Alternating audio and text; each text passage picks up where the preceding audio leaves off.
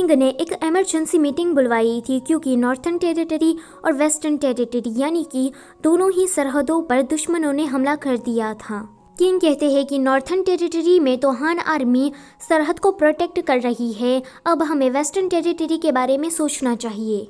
वो पांचवें राजकुमार को ऑर्डर देते हैं कि तुम वेस्टर्न सरहद पर जाओ और वहाँ की हालातों को तुम संभाल लो। दूसरी तरफ शी भी सरहद पर जाने के लिए रेडी हो गई थी।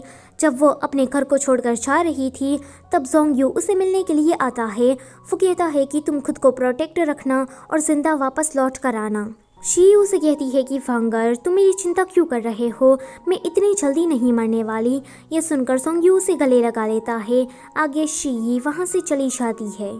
फिर पांचवा राजकुमार और शी मिलते हैं। पांचवा राजकुमार उसे कहता है कि मुझे वेस्टर्न की तरफ जाना है और तुम्हें नॉर्थर्न की तरफ जाना है।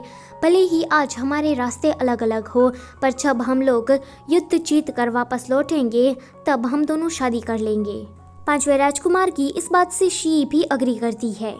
जाने से पहले पांचवा राजकुमार शी को गिफ्ट के तौर पर एक जेड का पेंडेंट देता है। वो अपने हाथ में पहने हुए ब्रेसलेट को दिखाते हुए कहता है कि तुमने बचपन में मुझे जो ब्रेसलेट दिया था वो आज तक मैंने संभाल कर रखा है।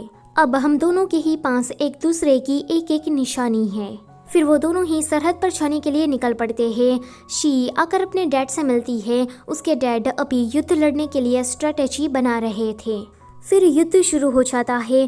थोड़े दिनों के बाद कोई मैसेंजर आकर किंग से कहता है कि नॉर्थर्न टेरिटरी में तोबान की सेना के सामने हान आर्मी कमज़ोर पड़ रही है। हान आर्मी के बहुत सारे सैनिक इसमें मारे गए हैं। ऊपर से तोबान की सेना ने हमारी कुछ राज्यों को भी छीन लिया है। ये सुनकर किंग की तबीयत बिगड़ जाती है। दूसरी तरफ वेस्टर्न टेरिटरी में पांचवा राजकुमार ठीक तरह से युद्ध लड़ रहा था। हान आर्मी कमज़ोर पड़ रही है। ये देखकर शी के डैड जनरल हान ये फैसला लेते हैं कि वो बाजू वाले राज्य से मदद मांगेंगे। इसलिए शी चाहती है जिन राज्य। वो जिन राज्य के पास सेना की मांग करती है, पर वो लोग उसकी मदद करने से साफ साफ इनकार कर देते हैं। शी जब मायूस होकर वापस आ रही थी तो जिनजी उसे कहती है कि आपके डैड ने मुझे ये लेटर देने को कहा है। शी जब उस लेटर को पढ़ती है तो उसमें जनरल हान ने ये लिखा था कि अगर जिन राज्य अपनी सेना देने से मना कर देता है तो तुम्हें तुरंत कैपिटल जाकर किंग को ये सारी बातें बतानी है।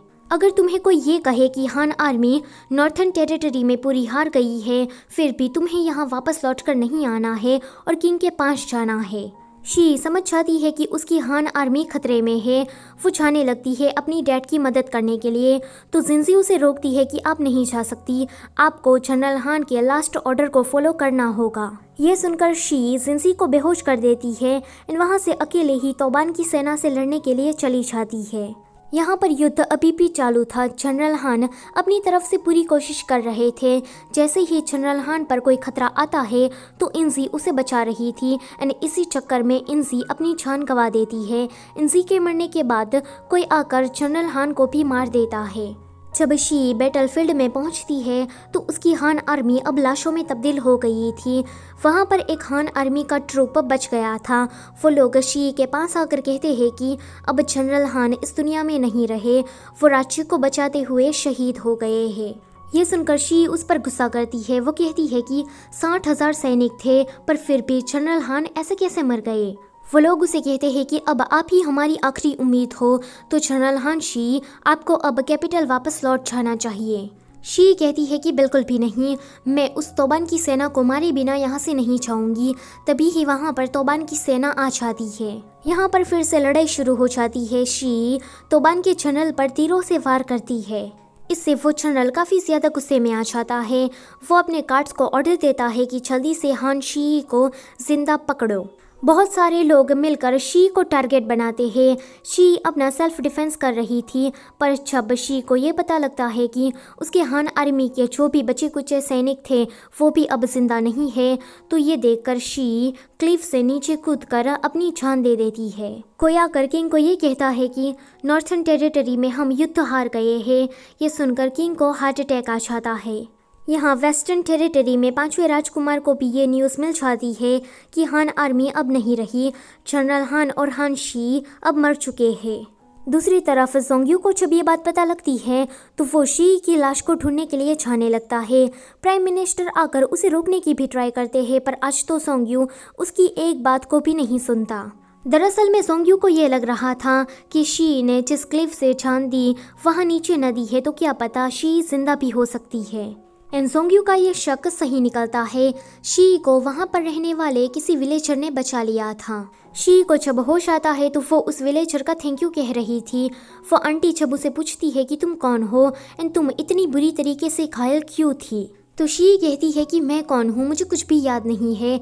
ये देखकर वो आंटी कहती है कि लगता है कि तुम्हारी याददाश्त चली गई है। दूसरी तरफ पांचवें राजकुमार ने वेस्टर्न टेरिटरी में युद्ध जीत लिया था।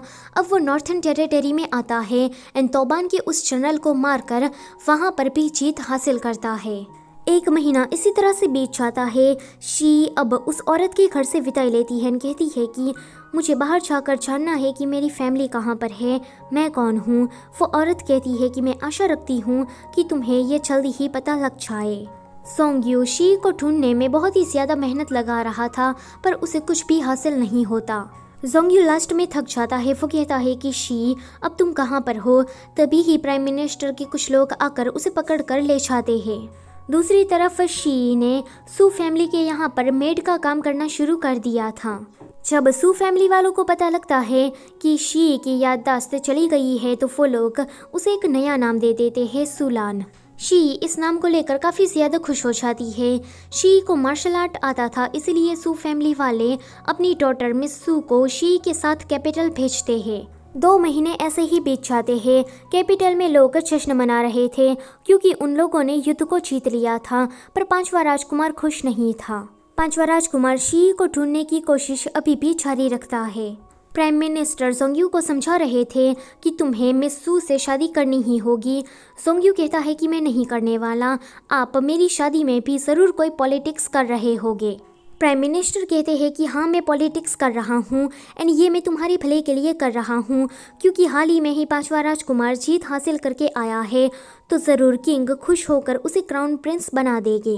अगर एक बार पांचवा राजकुमार किंग बन गया तो तुम्हें क्या लगता है कि वो मुझे जिंदा छोड़ेगा, कि वो हमारी फैमिली को बख्श देगा? इसलिए मैं कह रहा हूँ कि सू फैमिली की डॉटर के साथ शादी कर लो एंड वहाँ जाकर खुश रहो। अगले सीन में पांचवा राजकुमार जब किंग से मिलने के लिए आता है तो जैसा कि प्राइम मिनिस्टर ने अनुमान लगाया था वैसा ही होता है।